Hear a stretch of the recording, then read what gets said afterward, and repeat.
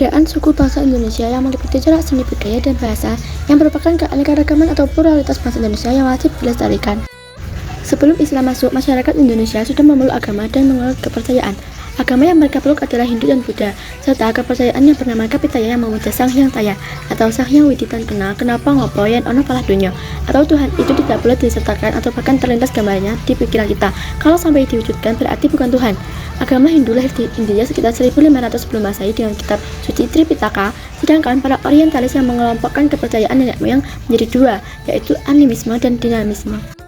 Berbagai macam mata pencaharian penduduk Indonesia sebelum Islam masuk adalah bercocok tanam, berdagang, beternak, serta berlayar atau nelayan.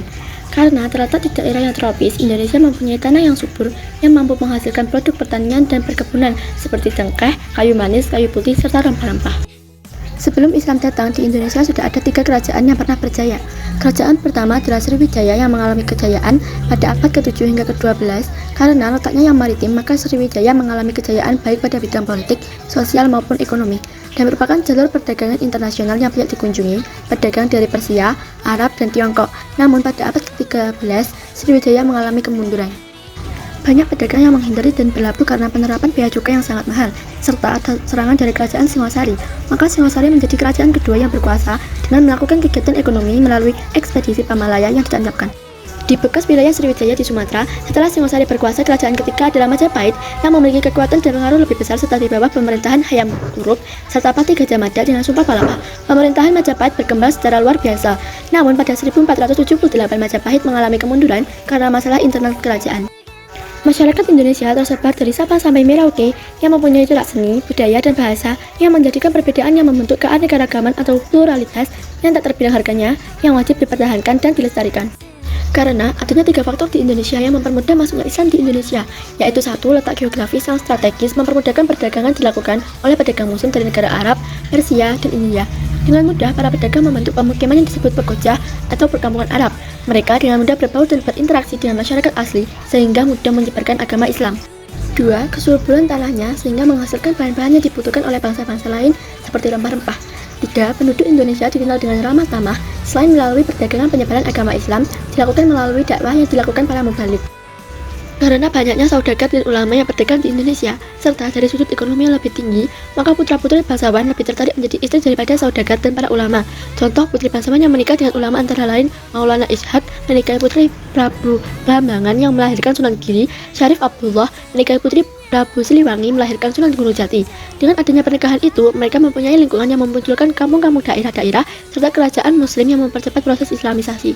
Penyebaran Islam dilakukan melalui jalur pendidikan yang sangat sederhana yang dinamakan dengan halaqah. Ini menurut Kiai Haji Sahal Mahfud, pendidikan halaqah mempunyai ciri khas peserta didik menginap di asrama atau di pesantren yang dibimbing oleh guru, agama, kiai ataupun ulama lainnya. Contoh pondok pesantren yang didirikan untuk belajar adalah Pondok Pesantren Ampel Denta yang didirikan Sunan Ampel, Pondok Pesantren Gagah Wangi, Demak, didirikan oleh Raden Patah, demikian juga Sunan Giri dan Sunan Bonang.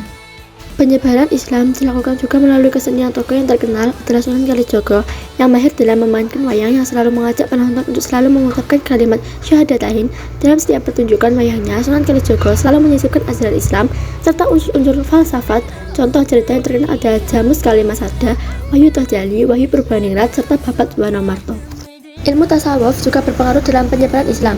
Tasawuf adalah ajaran cara dan sebagainya untuk mengenal dan mendekatkan diri kepada Allah Subhanahu wa Ta'ala. Orang yang ahli dalam bidang tasawuf disebut sufi.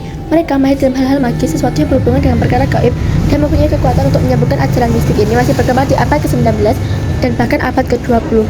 Kebanyakan rakyat Indonesia masuk Islam setelah penguasa atau rajanya memeluk Islam terlebih dahulu. Selain itu, kerajaan yang sudah memeluk Islam terkadang menaklukkan kerajaan non-Islam yang sedang mengalami konflik internal. Kemenangan kerajaan Islam secara politik menarik penduduk kerajaan yang dilakukan untuk masuk Islam. Teori Mekah merupakan teori yang muncul sebagai penolakan terhadap teori Gujarat. Teori Mekah mengemukakan bahwa Islam masuk ke Indonesia pada abad pertama Hijriah atau abad 7 Masehi.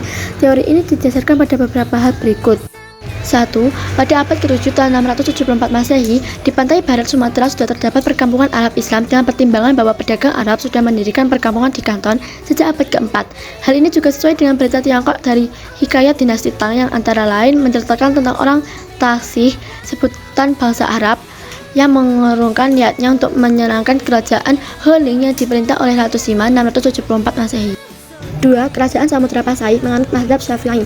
Dalam hal ini pengaruh mazhab Syafi'i yang terbesar pada waktu itu adalah Basra dan Mekah. Adapun daerah Gujarat atau India adalah pengantar mazhab Hanafi. Raja-raja Samudra Pasai menggunakan gelar Al-Malik, di mana gelar ini berawal dari Mesir. Teori Mekah didukung oleh Hamfa, Van Leur, dan T.W. Arnold menyatakan bahwa abad 13 sudah berdiri kekuasaan politik Islam, dan masuk Islam ke Indonesia terjadi pada abad ke-7. Teori Persia berpendapat bahwa Islam masuk ke Indonesia pada abad ke-15 dibawa oleh bangsa Persia, sekarang menjadi Iran. Teori Persia didasarkan pada banyaknya kesamaan antara budaya Persia dengan masyarakat Indonesia, yaitu 1. Peringatan 10 Muharram atau Hari Asyura memperingati meninggalnya Husain bin Ali cucu Nabi Muhammad. 2. Kesamaan ajaran tasawuf yang dianut Syekh Siti Jenar dengan seorang sufi dari Iran yaitu Al-Hallaj. 3. Penggunaan istilah bahasa Persia dalam sistem mengeja huruf Arab untuk tanda-tanda bunyi harokat, jabar, jar sampai dengan fathah, dhammah, kasrah. Teori Gujarat mengemukakan bahwa Islam masuk ke Indonesia pada abad ke-13 Masehi. Bangsa Gujarat atau Cambai diyakini sebagai pihak yang membawa Islam ke Indonesia. Teori Gujarat didukung oleh 1. Kurangnya fakta yang menjelaskan peranan bangsa Arab dalam penyebaran agama Islam di Indonesia. 2. Hubungan dagang antara Indonesia dengan India sudah lama terjalin melalui jalur Indonesia, Cambai, Timur Tengah, Eropa. 3. Adanya batu nisan Sultan Malik Al-Soleh, Sultan pertama Kerajaan Samudra Pasai yang bertuliskan angka tahun 1297 berjarak khas Gujarat. Teori Gujarat didukung oleh Saud Burgos, W. F. Sutherheim, dan Bernard.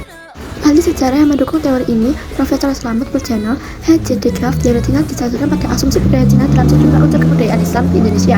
Berdasarkan sumber dari Kelenteng Samfokol di Semarang yang memperlihatkan pengaruh orang Cina dalam penyebaran Indonesia.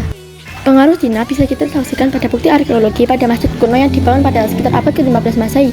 Contohnya Masjid Agung Demak, Masjid Agung Kasepuan Cirebon, Masjid Agung Kudus yang di dindingnya terdapat piring porselin dari masa dinasti Ming, dan catatan sejarah Babad di Gresik yang mengisahkan tentang prajurit 40 Cina bersenjata api pimpinan Pacil Laras dan Pacil Liris.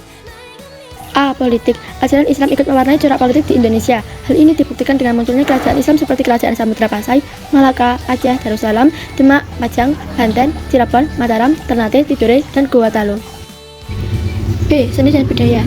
Seni dan budaya tidak terlepas dari nilai-nilai ajaran Islam. Seni bukanlah sesuatu yang diharamkan. Kata budaya berasal dari bahasa Sanskerta budaya sebagai bentuk jamak dari kata budi yang artinya perilaku, budi atau akal. Banyak seni dan budaya Indonesia Islam seperti hadroh, bana, qasidah, dan lain-lain. C. Pendidikan. Dalam hal ini, Indonesia memiliki letak yang strategis dalam rangka pelayaran dan perdagangan sehingga menjadi sarana masuknya ajaran Islam.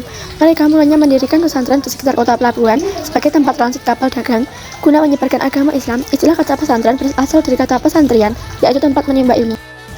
Perekonomian. Nilai-nilai ajaran Islam telah terpatri dalam sanubari setiap muslim, apapun profesinya, yang sehingga dalam menjalankan segala aktivitas selaku dilandasi karena Allah dan mencari keridhaannya.